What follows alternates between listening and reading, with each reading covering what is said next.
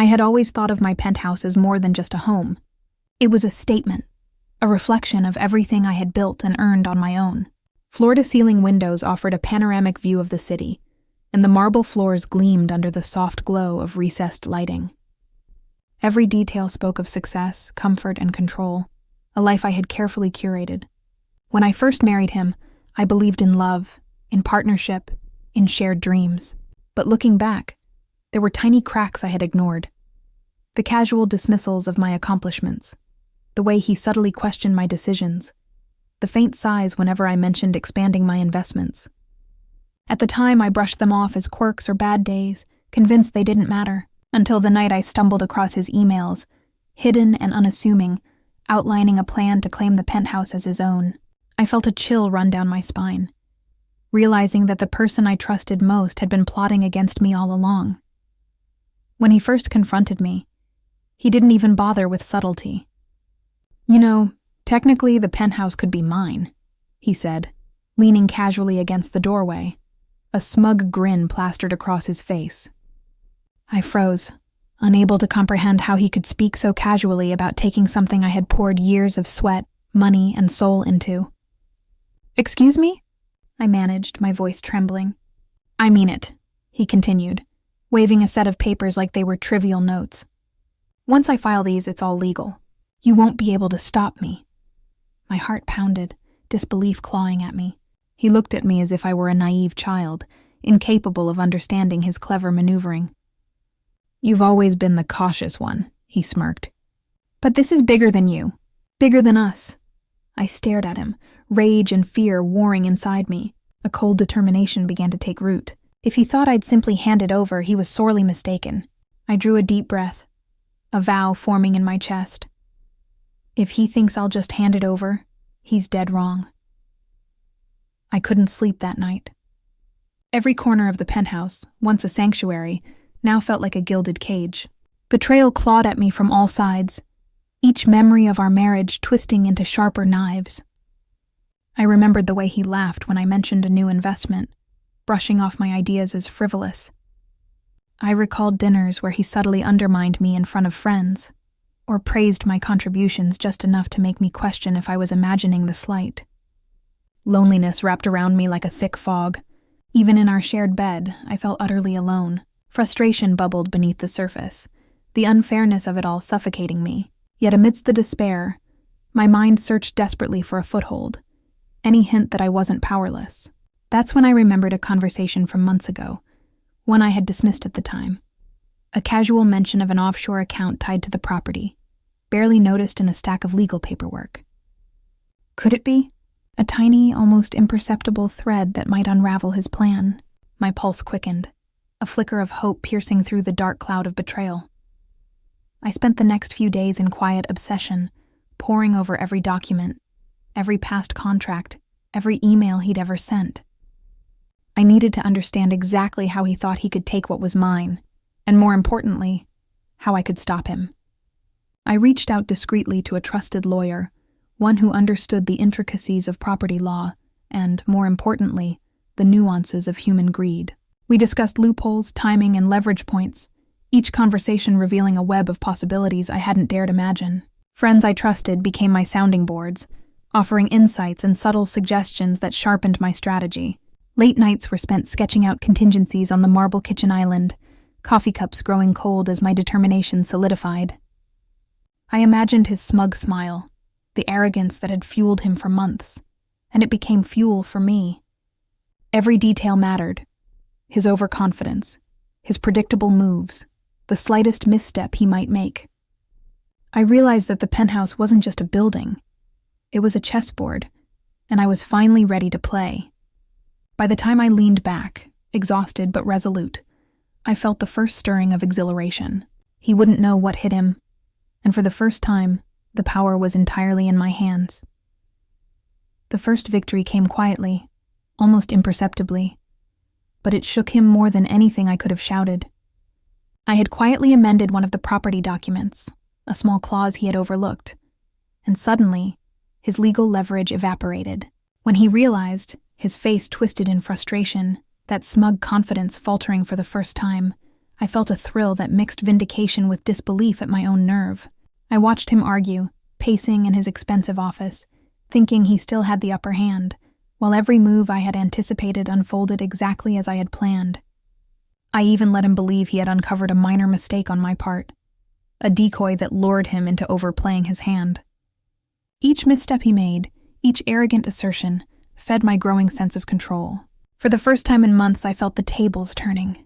The man who had once dismissed my ideas, mocked my intelligence, and plotted behind my back now struggled to keep up with me.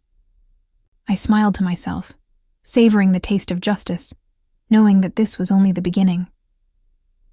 He didn't take my first small victory lightly. If anything, it made him more dangerous, more desperate, more reckless. Legal threats multiplied overnight, and he began dragging mutual friends and family into his scheme, whispering half-truths and planting doubts. Social jabs became public jabs, subtle remarks at gatherings, offhand comments that cast me as unreasonable or greedy.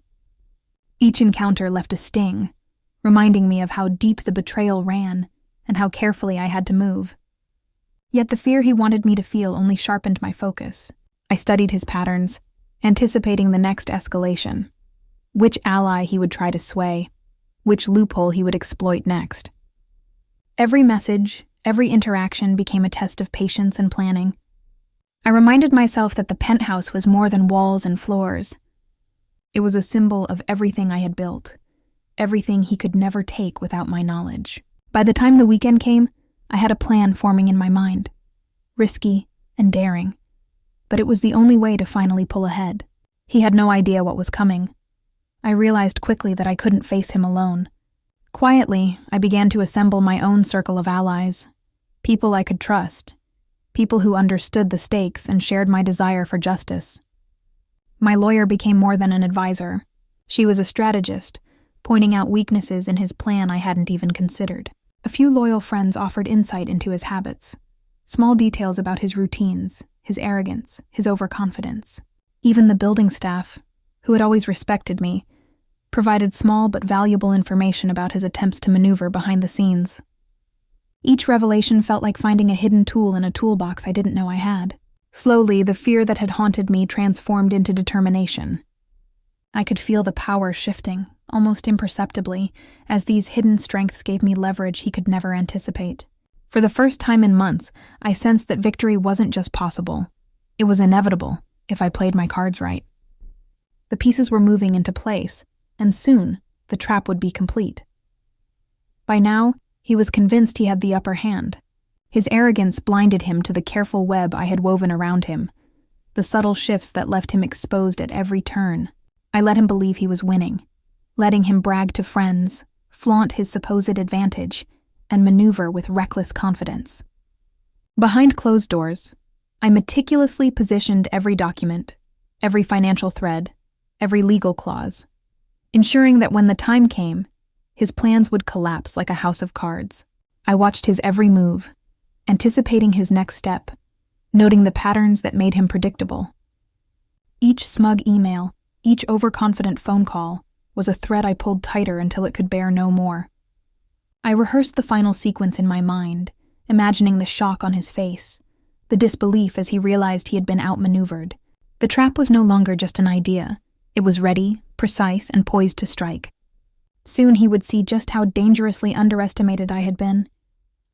The day of the hearing felt like a storm that had been building for months, and when I stepped into the courtroom, my whole body hummed with cold, focused energy. He arrived late, of course, wearing the same tailored suit he used to show off to clients, that arrogant smile firmly in place. I watched him from across the room, remembering dinners where his hand rested on mine while his words cut deeper behind closed doors. Now the room was full of people who had watched our marriage unravel. My lawyer opened with facts that landed like blunt instruments, dates, signatures, clauses, and I saw the color drain from his face when she read the amendment I had slipped into the covenant months earlier. He stood abruptly, voice rising into the confident bluster he used to silence conversations. "This is theater. You know how to manipulate papers," he snapped, trying to paint me as conniving. I stayed still and let him speak. Every word he used to shame me only sharpened my resolve. When he called his witness, He expected a knockout blow, someone to swear the penthouse had been promised to him. Instead, under cross-examination, the witness wavered, and my lawyer produced emails and timestamps that exposed his contradictions. The tide shifted. His composure began to crack into a series of frantic denials. I felt momentum change like a tide. The judge asked sharp questions. The gallery leaned forward. He tried one last time to play the victim, conjuring images of me as greedy. "She's always been about appearances," he said, venom thick. I met his gaze and, without standing, spoke with a steadiness honed by long nights of rehearsing what I would say. "Appearances? This penthouse is the result of every late night, every risk I took while you schemed to take credit." The room fell silent. Then came the evidence that unseated him publicly. A recorded conversation I had obtained weeks before, his voice casual and laughing as he described a plan to make it his, once certain documents were filed. The playback filled the room. His face flushed, then went pale. People's expressions shifted from curiosity to disbelief to sympathy for me. Alliances I had never seen dissolved in real time. Outside the courthouse, cameras circled and he tried to compose himself, but the questions were sharp and unending. I felt no gloating, only a clear, centered relief. The legal win was tangible, but what hurt him most was the collapse of his carefully crafted persona. Arrogance stripped away, exposed. As we walked away, my lawyer squeezed my hand and murmured that I had one more move planned to finalize everything. I felt a cold thrill at the thought, and the moment closed with the quiet certainty that this final reveal would ensure not only his legal defeat, but that he would never again reclaim the life he tried to steal. And I was already several steps ahead. Completely. Just when he thought the ordeal was over, I revealed the final layer of my plan. Hidden within the penthouse's ownership records was a trust he had no idea existed, one I had quietly established years ago under a name he wouldn't recognize. It gave me complete control over not only the property, but also a substantial portion of shared assets he had assumed were fair game. Watching his expression shift from relief to horror was intoxicating. He realized, too late, that every move he had made to seize control had only tightened my grip. Even his closest allies, the ones he had quietly pulled to his side, stared at him with disbelief as the truth became undeniable. I had anticipated every bluff, every attempt at deception, and countered it with a precision that left no room for maneuver. The arrogance that had fueled him now became the source of his downfall.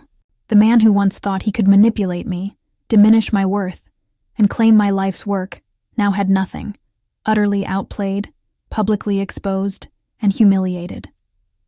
As I stepped away, I felt a surge of vindication, knowing that the scales had not only balanced but tipped entirely in my favor, and the lesson was clear. Never underestimate the one you try to betray. In the quiet that followed, I finally let myself breathe. The courtroom drama, the tension, the weeks of scheming, it all faded into a calm I hadn't felt in years. Walking through the penthouse, I touched the surfaces I had fought so hard to protect, and for the first time, I felt a profound sense of ownership, not just of the property, but of my life and choices. The man who had tried to destroy me was defeated, humiliated, and powerless. Yet my satisfaction wasn't rooted in revenge alone.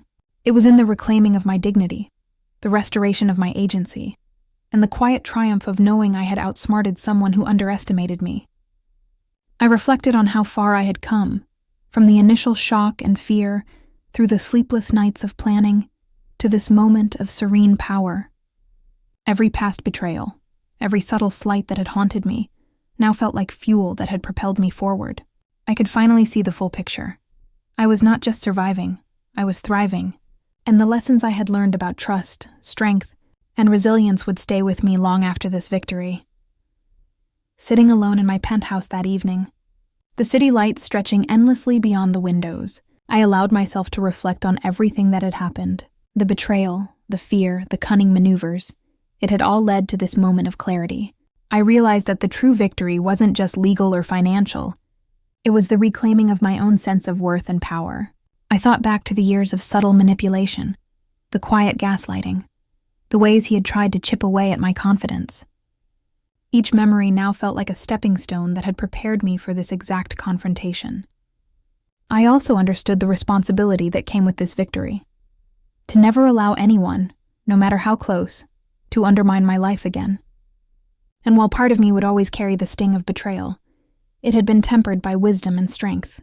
Looking forward, I knew I would approach relationships, business, and life with sharper eyes and steadier resolve. The city outside sparkled, indifferent, yet beautiful. And I finally felt at peace. I had won, not just over him, but over fear itself, and that triumph would never be taken from me. Even after the dust settled, I couldn't shake the awareness that life is full of those who underestimate you. The man who had tried to steal everything from me had learned the hard way, but I knew there would always be others testing boundaries, pushing limits, or assuming they could manipulate situations to their advantage. I let myself smile quietly, knowing that the lessons I had learned, the patience, the foresight, the unwavering self-belief, would serve me in any challenge that came next. Every conversation, every cautious observation, every hidden contingency I had built would ensure I was never caught off guard again. And yet, there was a thrill in imagining the next time someone thought they could outmaneuver me, the element of surprise, the strategic patience, the ultimate reveal. As I looked out over the city, I felt a mixture of satisfaction and anticipation. I had reclaimed what was mine, proven my strength, and yet the future promised endless possibilities for growth, triumph, and carefully measured revenge. Whoever thought they could cross me again would soon learn the cost. As the weeks passed, life in the penthouse returned to a serene rhythm, but I carried with me a new perspective, one forged in fire and betrayal. I understood now that trust must be earned, vigilance must be constant, and power, once gained, must be protected with both intelligence and patience. The ordeal had stripped away illusions, revealing who truly mattered and who had hidden agendas. I no longer felt anger or obsession toward him. Instead, I felt clarity and control. Every lesson, every sleepless night, every meticulous plan had contributed to a profound personal transformation. I had been tested, and had emerged not only victorious but stronger, wiser, and unshakable. Sitting by the window, looking over the city that had once seemed so vast and intimidating, I realized that the real triumph wasn't just reclaiming a penthouse, it was reclaiming my life, my confidence, and my unwavering belief in myself. Whatever challenges awaited, I was ready, resilient, and in complete control of my own destiny.